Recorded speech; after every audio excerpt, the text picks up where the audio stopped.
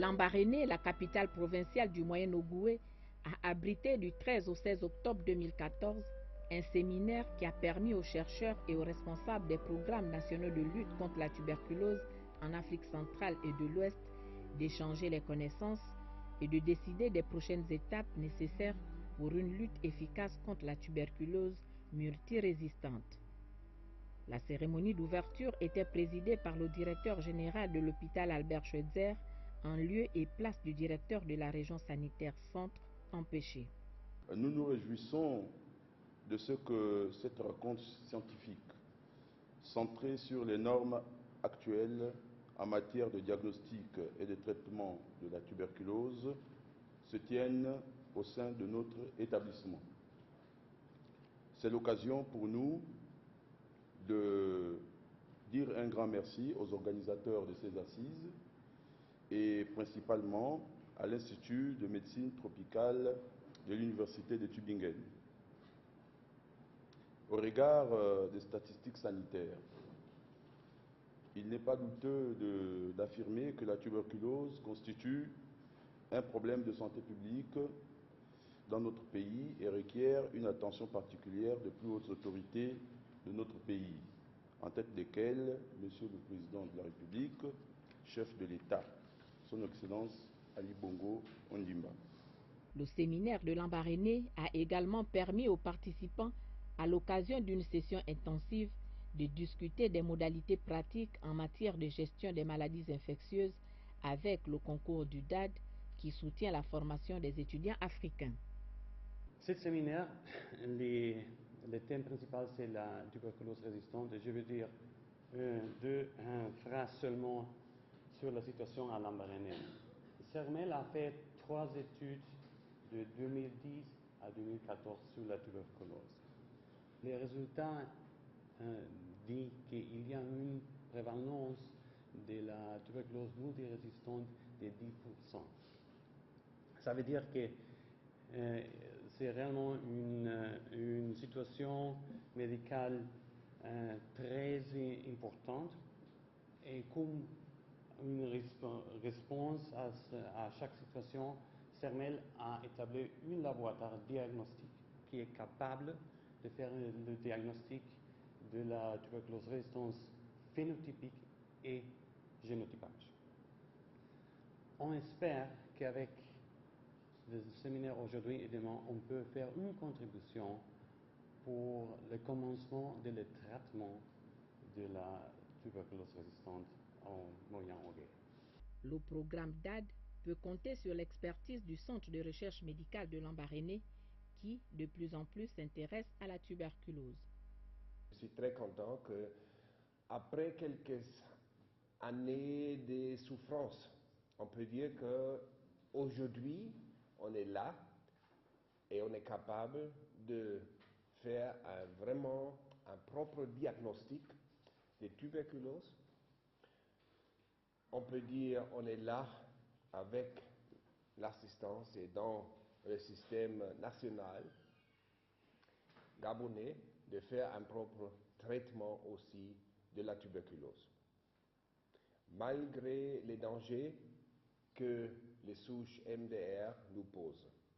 Une recherche pointue sur la tuberculose rendue possible grâce à une coopération très riche marquée par les éminences du monde scientifique qui viennent s'impliquer de façon soutenue dans notre pays par le biais du CERMEL.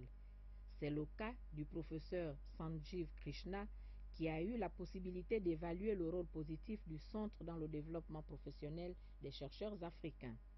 Il a vivement souhaité que l'impact des activités du CERMEL continue de croître aussi bien sur le plan national que mondial. Si la tuberculose est reconnue comme un problème de santé publique par l'Organisation mondiale de la santé, au Gabon, il demeure une préoccupation majeure pour les autorités qui œuvrent pour une amélioration notable des mécanismes de lutte. La prévalence de cette maladie reste élevée et les cas de multirésistance que nous avons diagnostiqués dans notre pays échappent encore au traitement. Et donc nous voulons, en collaboration avec nos amis du CERMEL, trouver des voies et moyens pour pouvoir mettre en place des mesures de prise en charge thérapeutique des malades atteints de la tuberculose multirésistante. Nous avons discuté avec nos confrères des expériences d'ailleurs pour voir comment au Gabon nous pouvons également mettre en place toutes ces stratégies de lutte. C'est dans ce cadre que les experts qui se sont succédés à cette tribune ont partagé leurs expériences axées sur les normes actuelles en matière de diagnostic et de traitement de la tuberculose. Au niveau central, nous avons le programme national de lutte contre la tuberculose qui se situe dans l'enceinte du Centre national hospitalier de pneumophysiologie à Cotonou, qui est un centre de référence en matière de traitement sur la tuberculose. Donc c'est dans ce centre-là que les différents cas de patients ayant une tuberculose multirésistante sont traités. Donc le traitement se fait sur un régime court en se basant sur le protocole de Bangladesh qui est un régime de 9 mois. Donc la phase intensive se fait sur 4 mois avec hospitalisation du patient et prise en charge complète du patient, une prise en charge qui est gratuite, autant le traitement que la nourriture et l'hébergement du patient. Et ensuite, nous avons la phase de continuation qui est une phase de 5 mois. Donc, au cours de cette phase de continuation, le patient peut faire le suivi en ambulatoire avec un contrôle régulier et des rendez-vous avec le personnel du centre de santé. Donc, nous avons un résultat en 2013 avec 14 cas de tuberculose multirésistance et 13 cas de guérison, 1 cas de décès et 0 cas de perdu de vue en 2013. Le schéma thérapeutique alternatif utilisé au Cameroun depuis environ 10 ans a été présenté par le docteur Jürgen Noesk. On réduit notre schéma thérapeutique de 21 mois jusqu'à 9 mois. Ce dernier régime, on a introduit depuis 2 ans maintenant. Et j'ai présenté les résultats qui sont assez prometteurs. Et quels sont ces résultats? Les résultats sont qu'on a jusqu'à ce jour guéri environ 80% de nos malades. Si vous comparez cela au taux de succès de traitement par le régime, l'OMS, 54%, on peut être assez content. Ces schémas thérapeutiques, on a introduit pas seulement dans le Cameroun, même si je peux dire sans modestie que nous étions un peu les prédécesseurs de l'introduction de ces régimes. On invite tous les autres pays dans la région de se joindre à notre expérience. Ça veut dire regarder le profil de résistance des malades de la tuberculose. Et si on constate que ces malades n'étaient pas en contact avec les médicaments seconde ligne, d'introduire aussi ces schémas thérapeutiques court régime. En Afrique du Sud, le problème de la tuberculose multirésistante, aggravé par la co-infection avec le VIH-Sida, préoccupe les chercheurs et le personnel soignant. Parce que quand on a beaucoup de cas, il est plus difficile pour les docteurs, pour les infirmières, pour les patients de suivre des protocoles et d'être traités parfaitement avec les médications que nous avons. Et quels sont les médicaments que vous utilisez? Pour le TB résistant, on utilise des fluoroquinolones, on utilise des médications injectables et on utilise des autres médicaments qu'on n'a pas utilisé pour beaucoup des ans pour le traitement de du TB sensitif.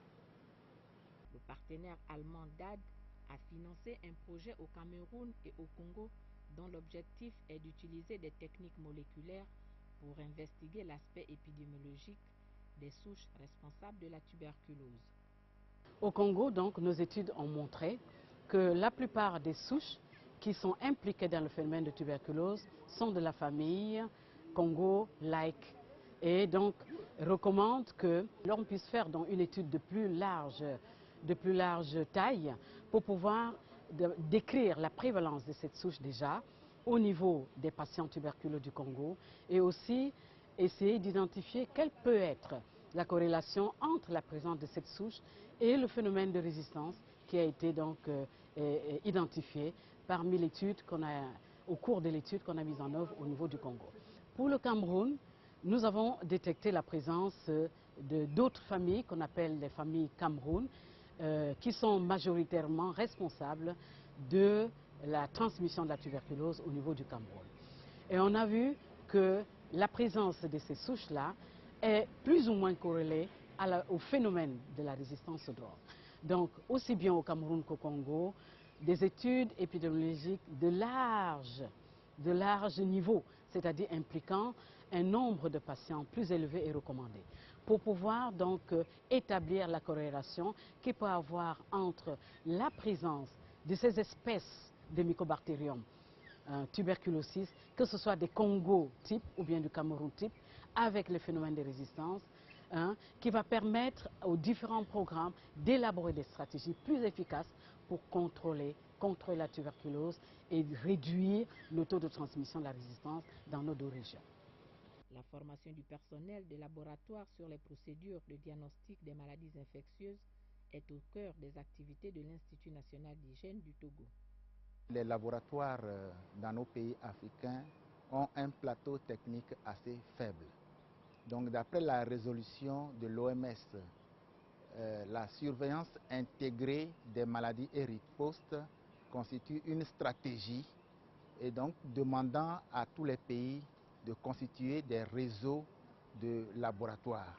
Et donc c'est ce que le Togo a fait depuis 1998 et nous formons nos collègues pour utiliser les mêmes stratégies, les mêmes protocoles pour qu'en travaillant à la chaîne, nous puissions apporter des réponses aux urgences de santé publique par rapport au choléra, par rapport au shigellose, par rapport à la fièvre jaune, à la rougeole, les grippes. Et donc, c'est ce que nous sommes venus partager à Lambaréné. On ne saurait parler des normes en occultant le système de qualité dans les laboratoires de santé publique.